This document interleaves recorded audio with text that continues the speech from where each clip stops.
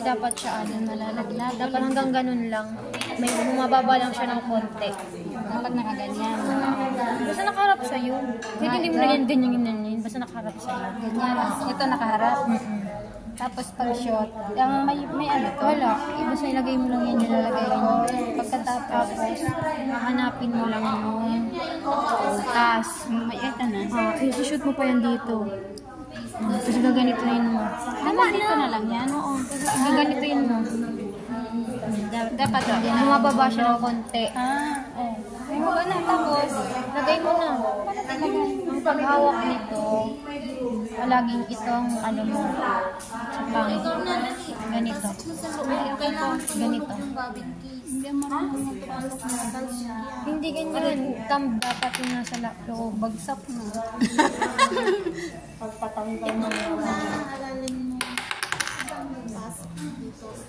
Tapusin ko muna yung dapat ito nakaharap. Tapos, papasok na. Hanapin ko yung utak. Ganyan. Tapos, pag ano ko ba, kung dapat nagbababa ng konti. Pagkatapos, nanonood. Oo, saglit lang. Nag-video ako. Isushoot ko na dito sa babin. Ang partner. Shuttle talaga. Ano siya? Pag ano ang ano niya? Huwag mo harangan dito. Ito lang talaga yan. Dalawa ano mo lang. Sabi ko nga, di ba, ganito lang ang hawak. Hindi ganyan lang. Hindi. Ganito lang. Yan. Ay! Puti lang. Puti. Akala ko meron ka na nakita sa bahay. Wala kasi yung bobbin case. Bobbin lang meron sa ano. Ha? Hindi.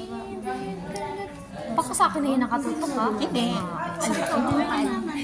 Ida kasi, no? Pwede nang dire-diretso. Pwede nang wag na nga. Pwede mo yung gano'n. Pwede ipasok mo yun dyan. Pwede na.